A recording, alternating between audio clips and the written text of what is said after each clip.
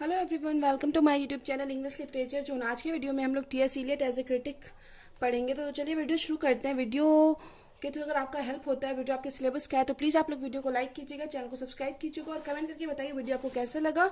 और वीडियो का PDF चाहिए तो आप टेलीग्राम पे ज्वाइन कर सकते हो। टेलीग्राम का लिंक आपको वीडियो के डिस्क्रिप्शन बॉक्स में और चैनल के डिस्क्रिप्शन बॉक्स में भी मिल जाएगा। वहाँ पे आपको 60 से 70 लगभग 70-80 टॉपिक का हम PDF अपलोड कर चुके हैं और आगे जो भी है वो भी धीरे धीरे अपलोड कर देंगे।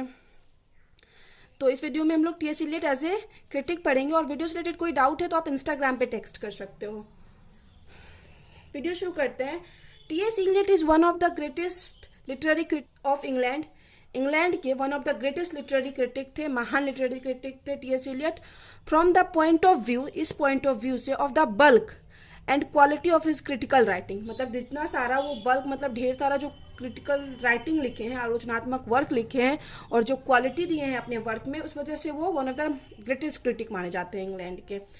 T.S.. Eliot, full name Thomas Stearns Eliot, जिनका कि फुल नाम थॉमस स्ट्रेंस इलियट है, वॉज ऑल्सो ए पोएट, एक पोएट भी थे, essayist, publisher, playwright, literary critic and editor of England. ठीक है, फिर आगे है considered one of the 20th century major poets, जो कि माने जाते हैं 20th सेंचुरी के one of the major poets के रूप में। और आप जो मतलब हम नॉर्मली लिखे हैं तो ये 3 से 4 पेज में आंसर आया, बट आप इतना क्लोज मत लिखना, ठीक है, थोड़ा गैप दे के लिखना। बहुत ज़्यादा इसमें क्लोज लिखा हुआ है, हम किसी और से लिखवाए हुए इस वजह से। तो नॉर्मली ये 5-6 पेज में जाएगा, ठीक है भाई, इतना ज़्यादा क्लोज एग्जाम में नहीं लिखना होता है। फिर आगे है हिज 501 एसेज, उनका जो 501 एसेज था, published as reviews and articles, जिसको कि पब्लिश किया गया एक रिव्यू की तरह, एक आर्टिकल्स के तरह, from time to time, time के साथ।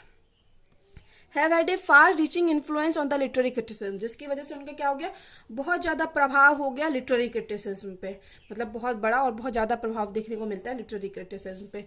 Elliot made English criticism look different, Eliot क्या किए, इंग्लिश क्रिटिसिज्म को, अंग्रेजी साहित्य को एक अलग लुक दिए, अलग मतलब रूप दिए हैं। फिर है his criticism was revolutionary which inverted the critical tradition of whole English literature, उनका जो क्रिटिसिज्म था, आलोचना था, वॉज रिवॉल्यूशनरी, एक क्रांतिकारी था, विच इन्वर्टेड, जो कि उलट दिया, पलट दिया, द क्रिटिकल ट्रेडिशन, एक जो ट्रेडिशन चला आ रहा था आलोचना का, होल इंग्लिश लिटरेचर, पूरे इंग्लिश लिटरेचर का जो एक ट्रेडिशन चला आ रहा था क्रिटिकल राइटिंग, मतलब क्रिटिकल वर्क का, उसको चेंज कर दिए।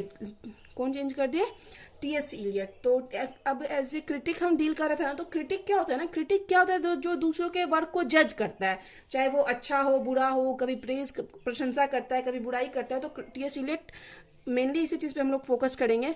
अब है John Hayward, a famous literary critic, एक फेमस साहित्य क्रिटिक है, and probably known as friend and adviser of T S. Eliot, जो कि मुख्यतः जाने जाते हैं फ्रेंड और टी.एस. इलियट के एडवाइजर के रूप में। सेज अबाउट हिम, उनके बारे में कहते हैं, I can not think a critic, मैं मतलब ऐसा नहीं सोच सकता, who has been more widely read and discussed in his on lifetime, जो कि अपने लाइफ टाइम में मतलब ज़्यादा डिस्कस्ड, इतना ज़्यादा डिस्कस्ड और पढ़ा गया हो, and not only in English but is almost every language except Russia, मतलब टी.एस. इलियट के बारे में कहते हैं क्या कि रशियन को छोड़ के वो लगभग सारे इंग्लिश लैंग्वेज में डिस्कस्ड किए हुए हैं।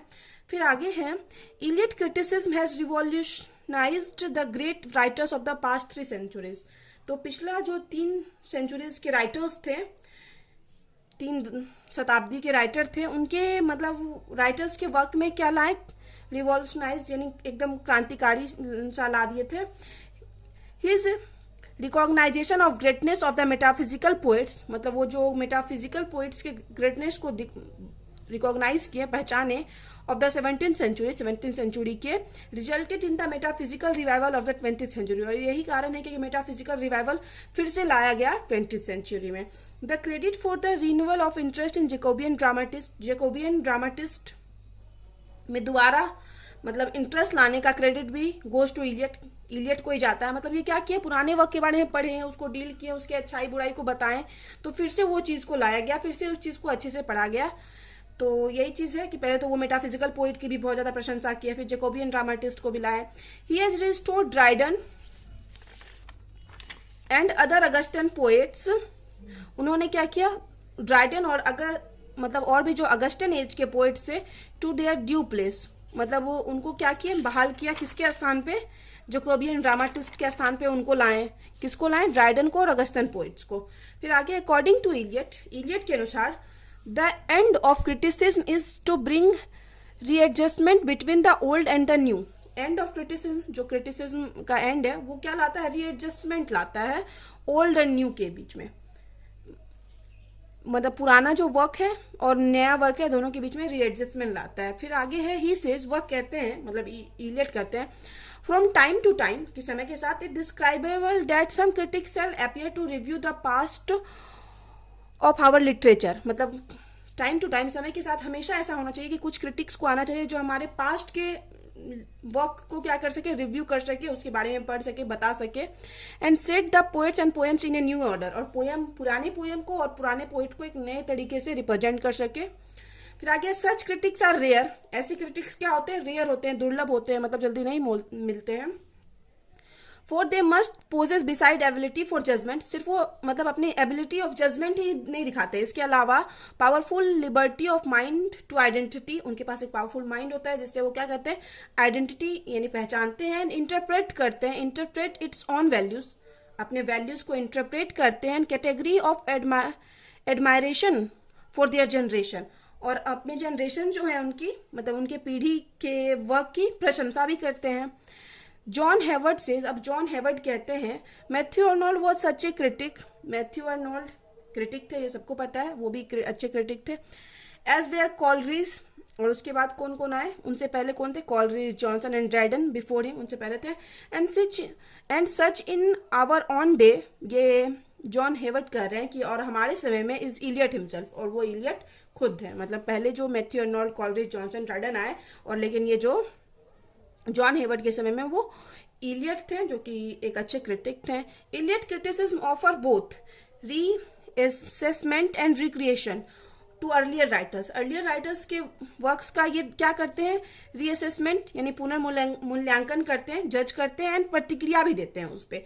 He called himself A classist in literature, एक क्लासिस्ट इन लिटरेचर मतलब खुद को ही बारे में बोलते हैं। His vital contribution in the reaction against, उनका जो मेन वाइटल कॉन्ट्रीब्यूशन है, प्रमुख कॉन्ट्रीब्यूशन, योगदान है, तो क्या दिए हैं? रिएक्शन दिए हैं, प्रतिक्रिया दिए हैं। अगेंस्ट, किस चीज़ के अगेंस्ट? रोमांटिसिज्म और ह्यूमनिज्म के अगेंस्ट। किस चीज़ के अगेंस्ट दिए हैं प्रतिक्रिया? रोमांटिसिज्म और ह्यूमनिस्ट के against. Which brought A classical review in art and criticism, जो कि एक क्लासिकल क्या लाता है?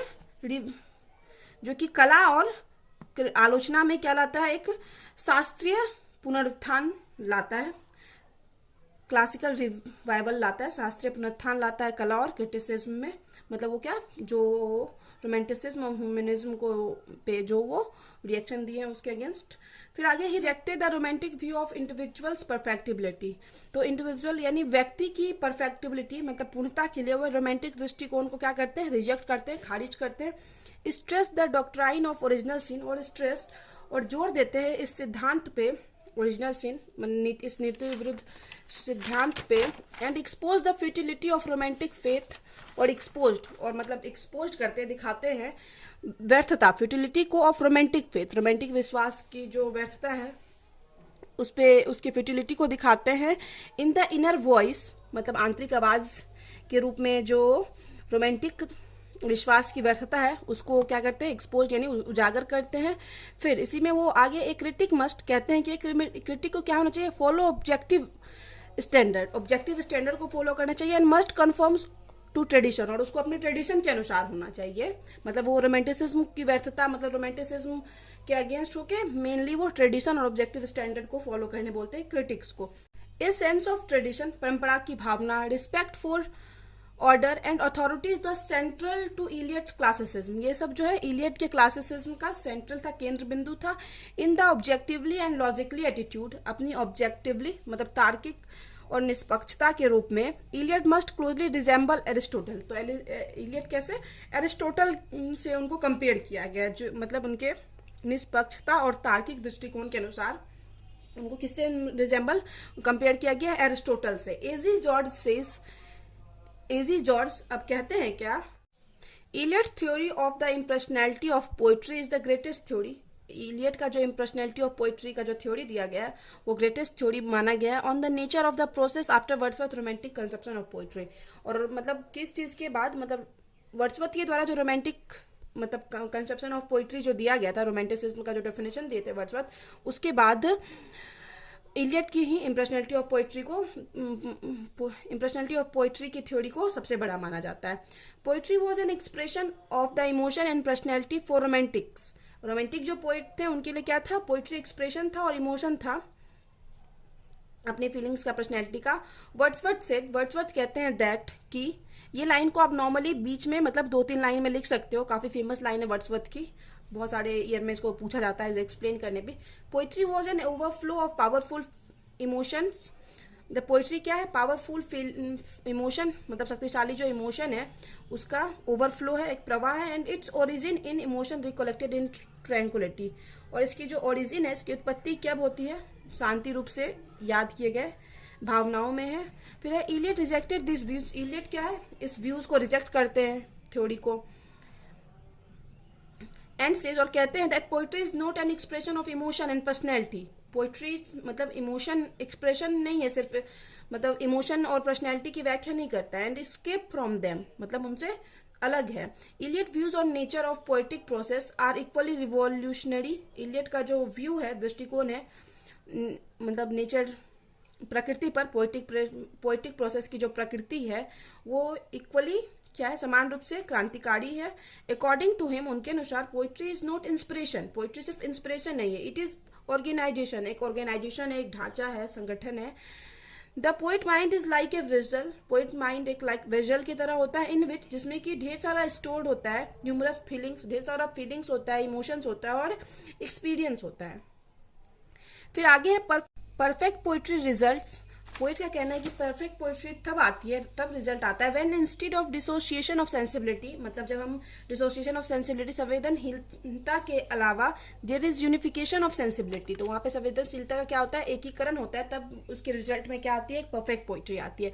द क्रिटिक्स स्ट्रेस्ड, पोइट कहते हैं कि क्रिटिक्स को इस बात पे जोर देना चाहिए, स्ट्रेस देना चाहिए that the aim of poetry, की पोइट्री का जो एम, उद्देश्य होता है, इज टू गिव प्लेजर देना और टू टीच मॉरली, और कुछ नैतिक शिक्षा देना भी होता है। Eliot devised numerous critical concept, ढेर सारा क्रिटिकल कॉन्सेप्ट दिए इलियट्स,